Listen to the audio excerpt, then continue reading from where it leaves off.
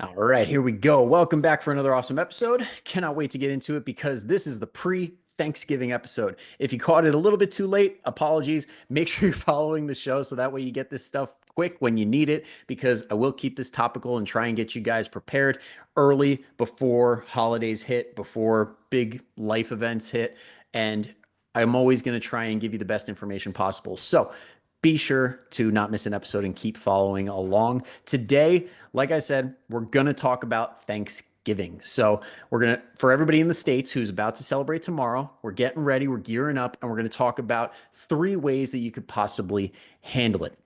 Now, before I get into it, quick reminder, the Black Friday sale is live, 25% off the Fit 40 Kickstart, the cheapest it's ever been, the cheapest it will ever will be. So, if you are planning on signing up for coaching eventually because you're like, "Hey, I need that accountability. I know what I need to do. I'm just still not doing it." Okay, this is the time to jump on it. Don't procrastinate. Put an application in. Let's get on the phone and let's find out if it's right for you or not. If it's not, I'm still giving you a lot of free resources. I'm still going to give you as much help as I possibly can. But if it is right for you, it could literally change your life. All right. Now, on with the show. Let's talk about the 3 options we're going to cover today.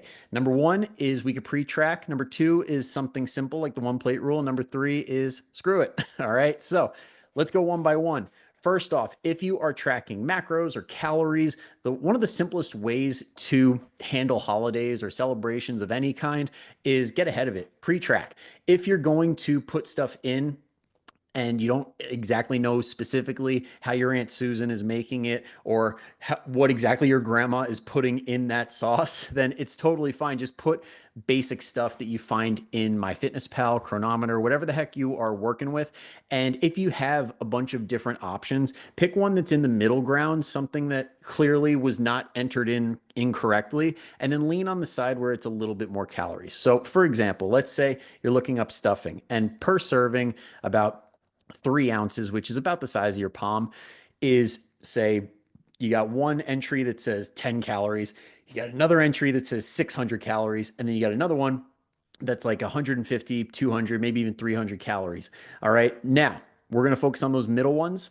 Go with the 300 calorie one because is it 300 calories? Probably not. But what that does is it allows us to overestimate so that if something else is underreported, then you're good. You're basically just playing it safe at that point. So you can be in a better situation as opposed to trying to get everything picture perfect and then one goes over and then you're really over. And then just do that to the best of your ability. So pre-plan the stuff. You pretty much know, unless you're going to somebody else's place for the first time, like let's say you're with your spouse's family for the first time or your girlfriend or boyfriend's place for the first time and you have no idea, then put the basic stuff down, put down turkey, stuffing, mashed potatoes, and then worst comes to worst, you could always add in 1 or 2 things later and you'll be a-okay. One day of not picture perfect tracking, and honestly, one meal of not picture perfect tracking is not going to ruin your results as long as you're not eating beyond what you should be eating, as long as you're not busting through your hunger cues and saying, screw it, I'm eating everything in sight because I can't track perfectly. If that's not what's happening, you'll be fine. You're going to have a little bit of bloat the day after. You're going to feel a little bit lousy. You're going to feel a little bit lethargic. But as soon as you get that first workout in, as soon as you get the first walk in, like after that, and you could even do a walk post meal if you do like that cousins walk where some people might partake in certain things while you're walking, but you're getting your steps in. It'll help you digest everything a little bit better and you'll be feeling a whole lot better. But that's pretty much what you can do as far as tracking is concerned. Just get ahead of it as best you can and put basic stuff down and overestimate if you can. Number 2, this is for people that are not tracking or just taking a break from tracking for Thanksgiving. The 1 plate rule. It's one of my absolute favorite rules for this reason. It's just so damn simple and it really helps with portion control. So the whole concept is you get one standard size plate. We all know what a standard size plate is. It's not that appetizer plate and it's not some banquet size plate. It's that standard one that's 9 to 11 inches, I think, if we're going to measure. Please, nobody bring a freaking ruler. But that is about what a standard size plate looks like. And what you do is you put whatever the heck you want on the plate. Just stick to 1 plate. Just don't stack any food. And make sure that you stick to just that plate. We're not going over the edges. We're not leaving any white space. We're just getting everything right there.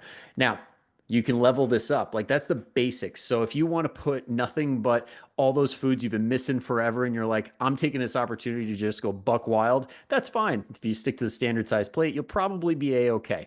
But if you want to take it a step up and say, okay, I'm going to do the one plate rule, but I'm going to get some lean protein on here. And Thanksgiving, that's real easy. Turkey, bang, done. Okay? Or you could go protein when it comes to like ham, for example. It's not super duper lean, but it's still protein. It's still going to fill you up more than a lot of the carbohydrate options that you're going to get. So that could be a really good option as well. Or if you do any other proteins because somebody's allergic to something or anything like that, if there's chicken, I don't know, like you can get protein pretty easily.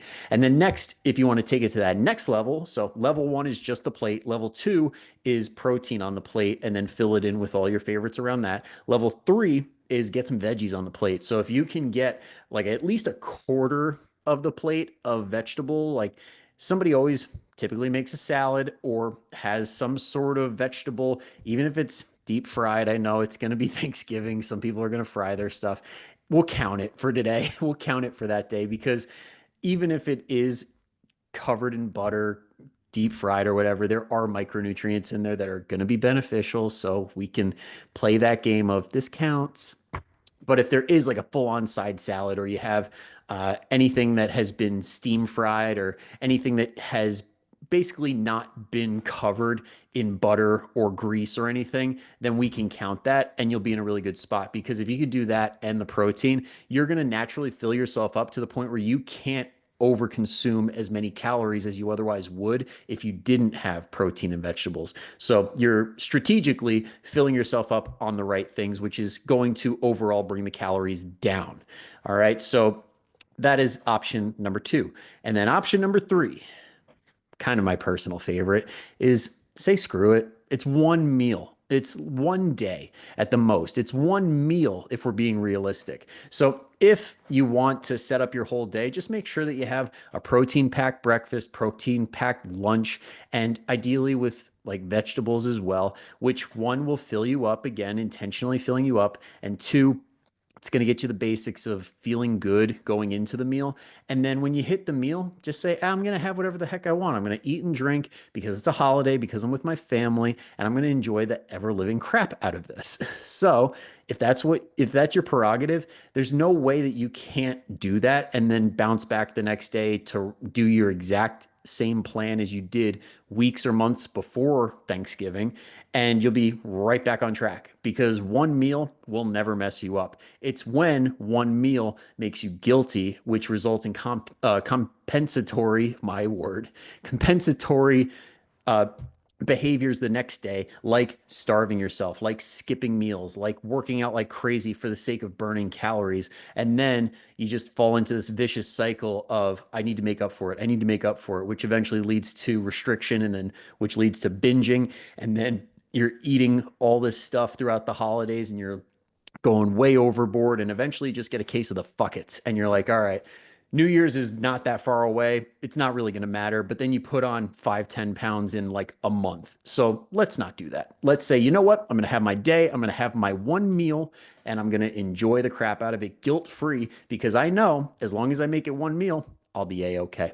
And then basically take all of this and do whatever the heck you want because you are in the power position. This is not me saying you must do this, which is unfortunately a lot of the social media, a lot of the podcasts that are out there. They're like, if you want to be the best version of yourself, if you want to be better than everybody else, if you want to do what's best for your health 24/7, 365, regardless of your mental state, you must do this. This is not that show. All right. You have the power to make the decisions that are best for you physically and mentally. And it is within your power to pick, hey, I'm going to track this.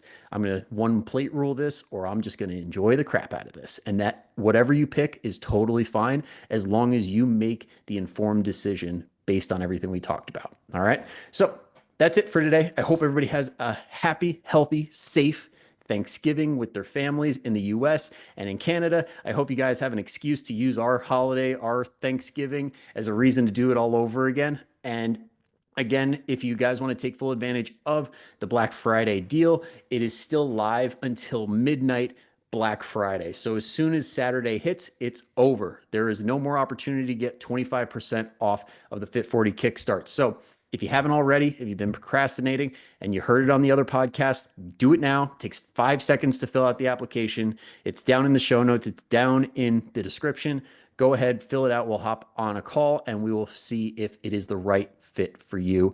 Because if you want to do what's best, if you want to get the best results possible in the quickest amount of time and have somebody cheering you on along the way, that's what that's for. If you want the accountability, that's what it's for. If you want to finally do the things that you say that you want to do, that you should be doing, but you just aren't, it's for you.